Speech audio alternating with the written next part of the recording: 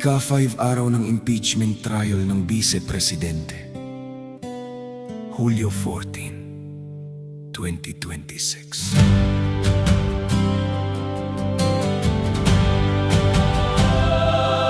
Sa bulwagan ng katarungan, katotohanan ay dapat manindigan.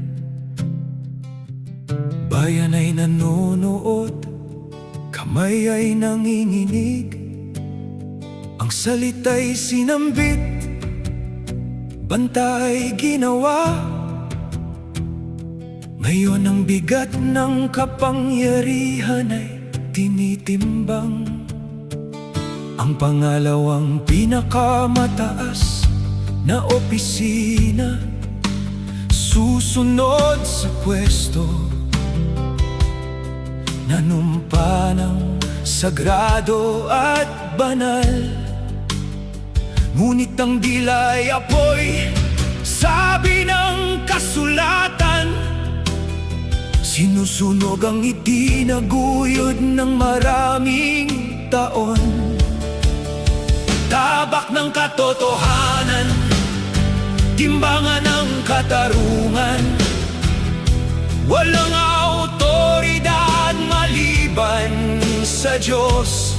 Roma 13:1. Kasaysayan ay nakamasid, langit ay nakikinig, ang bigat ng salita'y nagdudulot ng saya o luha. Sabi nila takot lamang paliwanag, ngunit ang agila ay dapat lumipad. Hindi para mangbanta, hindi para pumatay, kundi para itaguyod ang kalooban ng bayan.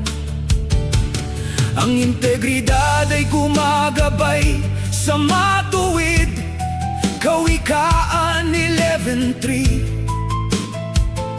Ngunit ang pandaraya ay sumisira, babala ng Romanov, banta ng dinastiya, anino na bumabalot sa dapat liwanagan.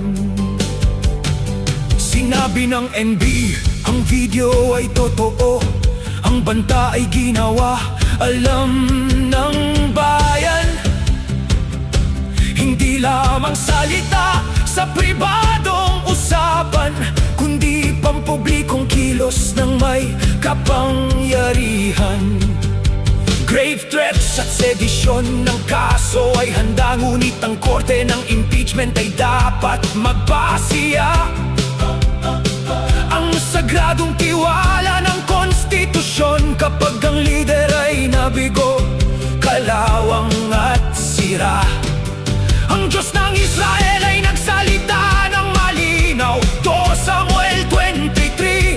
Namamahala ng matuwid, walang takot, namamahala sa takot, sa Diyos ay taas. Pinoprotektahan ng nagtitiwala sa pag-ibig. Ang buhay at kamatayan ay nasa dila, Kawikaan 18:21. Bawat walang ingat na salita'y papansinin. Mateo 12:36. Sa araw ng paghuhukom, pananagutan ng lahat sa mga salitang binibitawan habang tayo'y nabubuhay. Gumawa ng katarungan, ibigin ang kabutihan, magpakumbaba, Mika 6:8. Ito ang hinihingi ng Panginoon sa iyo at sa akin. Hindi paghihiganti, hindi pagmamataas, hindi pakana sa dilim, kundi katotohanang sumisikat sa liwanag ng umaga.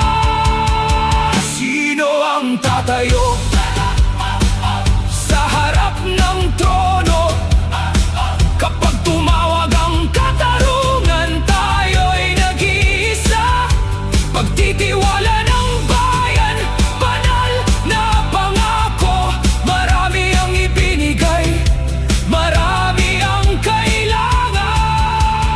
Tabak ng katotohanan, timbangan ng katarungan,